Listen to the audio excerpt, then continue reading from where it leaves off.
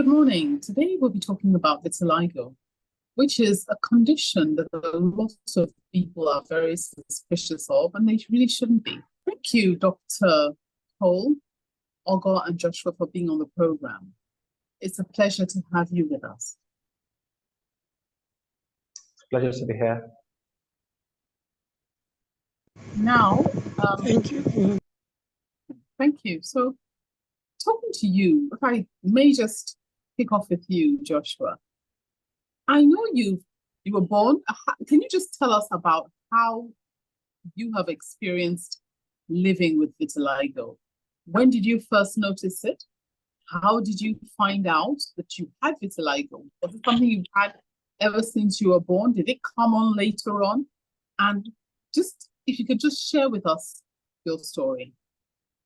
Thanks a lot, Doctor. Again, it's a pleasure to be here. And I think, bam, straight away, I recall very, very vividly my first spot of vitiligo was in June 2005, right? Specifically, I was just, there in the bathroom, and then I looked at my thumb, my right thumb, and I noticed that there was a white patch. I said, is this a scratch? I mean, what's this for? Anyway, that was my first experience. I was completely black, as in proper black, juju, proper black and everything. And then, it was a sore thumb, literally speaking, seeing that white patch come up. And interestingly, it just went on and on and on. And I think I should mention that, as it How old were you? Do you mind saying how old you were at the time? This was just before my 30th birthday. Okay. This was just a few months before my 30th birthday. I mean, I had just gotten married literally 7 months prior to then, right? This was just after my 29th birthday. So this was a few months just before my 30th birthday in 2005, right? And I mean, one thing to mention though is when it came on and it started spreading, we knew what it was because coincidentally or strangely or interestingly, my mom has vitiligo, right? Hers started when she turned 50, right? And, she's gone full circle to turning completely white, right? As we speak right now. So I think my own case was one of those few genetically transferred cases, which traditionally we don't know vitiligo to be, right? I mean, based on my own little research at the time. And so that was when my vitiligo journey started, basically. Okay, so now when it happened, and as it started spreading, how did you feel? How did people, most importantly, how did people react to you, and how did it make you feel? I think the first feeling was, the first shock was from those around me, my colleagues, right? Because I knew considering the fact that I I think that this was genetically sort of transferred, right? So I knew where it was coming from. So the people coming into contact with me were the ones that basically were the ones expressing shock, particularly as it expanded all across my face, my limbs, my hands, my legs, and all of that. And interestingly, in the same vein, almost on the flip side of that shock of people coming into contact with my vitiligo, it turned out that I was in organizations where my colleagues and my friends who basically were working together also became my greatest support system, right? I mean, I used to have kids, I used to have guys, some of my colleagues call me, hey, Wacko Jacko, what's going on? Right, that kind of stuff. And so, I mean, in a very interesting and poetic way, they were the ones that were initially shocked, but they also provided the most support. And I think I should mention, I mean, I didn't have, and I still don't have any bigger supporter than my own spouse, my wife, who was the pillar of support, the biggest pillar of support for me from that journey, even up to now as we speak. Oh, that's fantastic, because a number of people have it quite the opposite. They're shunned, people are very superstitious. Yeah. So would you say it's the fact that people around you are educated? Would you say that had a large part to play with the acceptance and the understanding? For the most part, yes. And I mean, in a very strange way, I mean, I have this very, very interesting theory, right? And the theory is, I mean, for example, over the last 20 years, I've enjoyed an amazing career, right?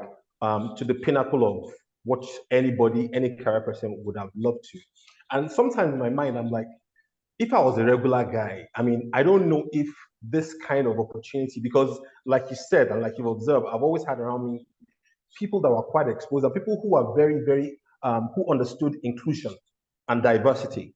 And I think they really embraced that to the point that people would choose me above the regular guys for a lot of things. Or not just because of the vitiligo, obviously, but I mean, there was the part of me just digging deeper into my trenches, which are like made me stood slightly above my peers at every given point in time.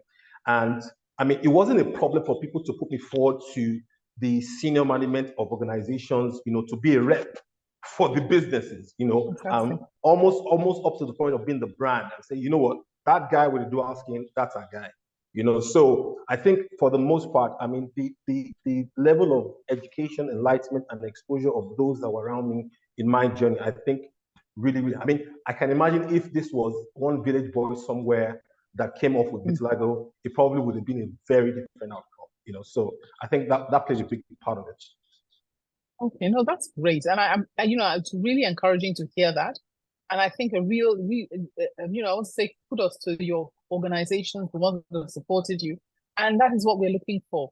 We're looking for destigmatization of conditions such as yours. We want people to understand there's nothing infectious about it. You're just as bright as anybody, just as capable as anybody as you are. You are who you are, and what your skin color or what it turns to or what doesn't turn to should not be any reason to, as others unfortunately have had, ostracize you. So I'm really happy. This is a very, very positive outcome. And I hope that a lot of more people will hear about this and emulate this, really. So, but what do you want to say, for example, if I'm asked, do you have any other medical conditions that came along with the vitiligo? Not at all. I mean, it's not, first and foremost, it's not symptomatic of any other ailment. Besides, I mean, I thank God I'm quite a healthy adult. I mean, I've got kids in the university right now as I speak to you, and I think I should say life generally has been very fair, and which is the reason why I'm always very, very excited. I mean, I just got this notification off the bat very, very early, late on today, which is why I'm always very eager to sort of stand as that voice of encouragement to show people that otherwise have been stigmatized that, look, you know what, like I always like to quote the very famous words of India Ari song. And myself and Ogo, we've been together for a long time on this journey, right? And we've been to interviews, on Mo Abudu's show and all of that. And there's this very famous quote from India Ari's song that I usually like to leave as my payoff line, which is, I am not my, I'm here, I'm not the skin, I'm a soul that lies within, full of love, right? And if the messaging of that song can sink into the mind of anyone, right? I think it unlocks to become free of the shackles of what the external output person and appearance otherwise would make them, come under, right? It breaks away that shackles for them to know that they can be the best version of themselves as best as possible. And I think I've lived that journey even across all the spheres of my life. I do everything I want to do, and I just find it very, very, very grateful to be able to give back as much as I can at any given point in time. Thank you so much. I really appreciate that. And I hope that a lot of people out there will be encouraged by these words. Thank you. Good morning, Dr. Adeife Cole. A pleasure to have you again with us. Good morning. It's always a pleasure to be on the show. Now, can you tell us about vitiligo? What is vitiligo? We've just had the opportunity to speak to Joshua, but can you tell us what is vitiligo and why does it come about? Yeah, so vitiligo is an autoimmune disorder that causes the skin to lose its color on some parts of in patches, and it's because the cell that produces color or pigments, the melanin in our skin, is wrongly attacked by the body's own immune system. And the body's immune system destroys some of these cells. They are called melanocytes. And so when the melanocytes are absent, they are unable to produce melanin, and the areas that they are meant to, produce melanin on become depigmented or, lack color. And that's what presents as vitiligo. So vitiligo is an autoimmune Sorry, condition that Dr. causes Cole. depigmentation of the skin. Vitiligo is an right. Okay, go. Vitiligo is an autoimmune condition that affects the skin and causes depigmentation or loss of color on patches or parts of the skin. And it's caused by the cells that produce color on the skin called melanocytes being wrongly attacked by the body's own immune system and destroyed. And where the sorry, and where the melanocytes are destroyed or killed, they are unable to produce the pigment, the melanin that gives us our skin color. And those areas then become depigmented or lack pigment. And this is what presents as vitiligo. Now, vitiligo, you said, is an autoimmune condition. We just had someone come on that has said theirs was an inherited condition. So what's the difference? Do you have different kinds of vitiligo? You have some that are inherited and some that are associated with other conditions. How does it work? No, so it is now known that many autoimmune conditions have genetic predispositions. Some people have certain genes that are associated with autoimmune conditions. In, I think, Africans, there's a HLA-DR4 that is a kind of a part of the gene that is associated with vitiligo and other autoimmune conditions. So that's the link. Yes, it is an autoimmune condition, but in many people, it's actually it has a genetic basis. And that's the reason why, like he mentioned, his mother had it, and so he has it. What is important to note is that this kind of genetic predisposition for autoimmune conditions can present in a myriad of autoimmune conditions. So it's known that people with vitiligo have increased risk of other autoimmune conditions like hemolytic anemia, alopecia areata, systemic lupus, and Graves' disease, a thyroid disease. And that's because they are all associated with the same HLA genetic predisposition as vitiligo. So he's very fortunate that he doesn't have it, but some other people have associated conditions. Yes, some people may have associated condition, or their offspring or family member theirs may present as his may present as vitiligo, and theirs may present as Graves' disease or something else. But vitiligo is not fully clear what exactly is the cause. Yes, there's a genetic association, yes, or the trigger. So there's a genetic association, but it's not 100%. And that's why you still have some people who no one else in their family has vitiligo and they just develop it. And so you can't really place that to a genetic condition, although it could be dormant in other people, but it's triggered by something in that person. So yes, the triggers and the actual pathophysiology or etiology or the causes are not fully cleared. There are many theories about it, but there hasn't been any one theory that has been proven to be the exact cause of or the exact trigger of vitiligo. So, for example, if you know that vitiligo is in your family, is there anything you can do to prevent yourself from getting it?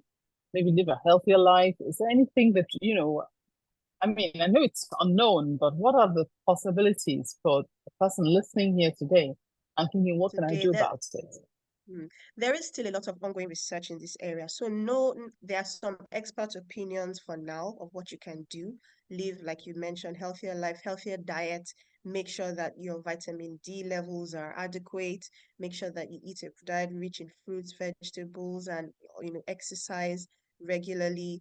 You know, some theories for the cause of vitiligo is something we call the oxidative stress theory. So some people believe that oxidative stress, that's things in the environment around us that put a lot of pressure on the body, can trigger this abnormal autoimmune response. So reducing oxidative stress by eating healthily, exercising, drinking lots of water, you know, things like that, you know, are advised, although there is no real, very hardcore evidence to suggest that it will make any difference, but we still do advise people to, It's just you know, advisable. to do that. Yes. Okay, so that's very interesting. So if I can, I know we don't have much time. If I can just go over to Ogo, I'll be coming back to you, Dr. Adeife Cole.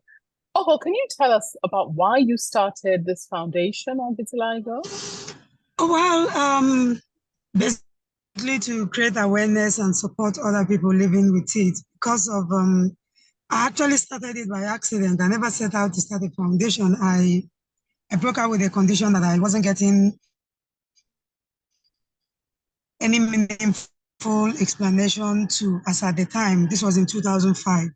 So I set out to look to find other people living with the same condition, you know, to find encouragement.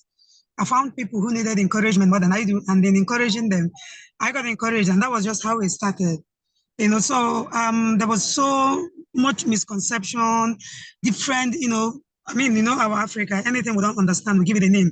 It's nemesis, it's anger of the gods, a whole lot of things were going on, and people believe these things. But the day mine was diagnosed in Lutz King Clinic, I met another lady, and that changed it for me. I was like, oh, wow, so this is a medical condition. So there's another person actually here in Nigeria living with it. So the foundation started by accident to support people living with it and to create awareness. That's basically it. Yeah. And Because when people how has your understand, they own treat journey people been? with Have it you better. have you experienced stigmatization personally in your Ooh, own life? a lot back then when it started, you know, from around that 2005, it was something else. From the elite, the funniest thing is that the elite, quote and unquote, would be saying all sorts of things in front of you with all boldness and all of that. You know, people told me I wanted to bleach my skin and it backfired. There's a whole lot. Yeah, the stigma was something else, and it's sad to say that to date, such things are still happening. You know, even when the world is a bit out there with the expanse of social media, so many young people coming up, you know, showing themselves on social media and all of that. People would show all the love on social media, but when it comes with physical contact, I see a whole lot of discrimination and the stigma. Yes, I've had my own share of it back then, not anymore, because I don't even see it anymore. It might still be happening, but I don't see it. I don't know. Yes.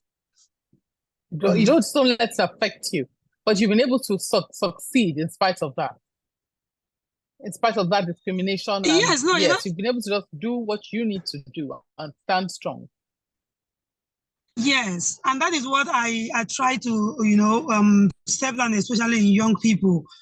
The truth is that we look different, but I don't have much anymore. I just have this and just somewhere around my ear and the small dot, you know, just little on my palm too and stuff. If the way we present ourselves is the way people accept us. To be frank with you, at some point, people were getting uncomfortable. No, uncomfortable is not the word. We're getting angry with the way I was carrying myself. Like a lady looked at me and said, oh, what are you making out of this vitiligo? Is it like a fashion statement now? And I said, yes. And she didn't take it lightly. Like, it was so funny. Yes, she was used. Then I would be a bit downcast and all of that. So she suddenly saw me standing tall, looking everybody eyeball to eyeball, like, yes, what is going on? I would introduce it as my white tattoo. And same people that used to feel pity was like, are you making it a fashion statement? I said, yes, it is a fashion statement. You know, so yeah. So I had my own share of it, and I'm trying to tell people it is difficult. It is tough. Mine is the segmental pattern, you know, just on the right one side of me. The extensive ones, like Joshua's own, you can imagine a young person with it. They sent me a picture of a baby. She's less than 3 years with. Whoa! I'm like, at this age, is this much? What is going to happen by the time she's 5? By the time she's 6, and then you know she will now start experiencing stigmatization and all. So yeah. Yeah, let me leave it at that because I know we don't have much time. But okay, but do you have any other members of your family with it, and or any other conditions associated with it? Are you fine? Oh, I think I have autoimmune disorder and me. And now my alopecia hair used to be, as of last year, it became bald. I used to have long locks. I had to cut it because it kept thinning here. I didn't know what was happening until I took it out. And I noticed that when I get a haircut, after a week or two, this place goes down and suddenly started getting bald. And that was when it dawned on me that, oh, my alopecia might be hitting, but I have been fighting. I had chronic arthritis, terrible one, but it's quite improved now. And I had pernicious anemia at some point. So, yes, okay, that's what I can remember. So, But autoimmune the disorder. important thing is that you know what it's about. You know what it's Yes. about, and you're dealing with each issue as it comes.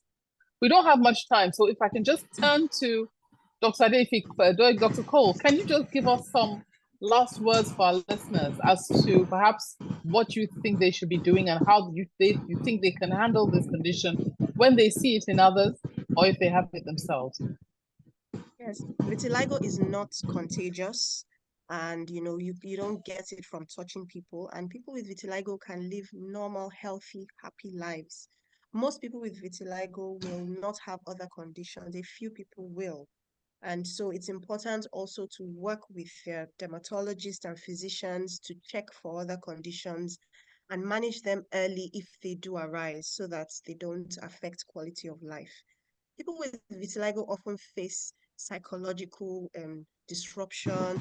They are really affected, and we need to be able to be supportive to them. And part of what we do as dermatologists is also manage patients with psychologists and psychotherapists because a lot of people need that psychosocial, psychological support. I always advocate do not discriminate against anyone who has vitiligo or any skin condition because it can happen to you tomorrow. Love and embrace everyone and try to be supportive. Don't make statements about their skin. And anyone who has vitiligo should try to see a dermatologist early. Vitiligo can be reversed in some people if it's treated early. But when it gets to extensive vitiligo, non-segmental vitiligo, it's difficult to reverse or to completely get rid of it. So early treatment is also and then if you can't get rid of it, it can be managed, and people can go on with their lives. Remember the MBA chairman, the outgoing or the last MBA chairman is a person living with vitiligo, and that has not stopped him from achieving the pinnacle of his career, being the president of the MBA. Thank you. Thank you so much. Thank you for watching. Please like, share and subscribe for new video updates.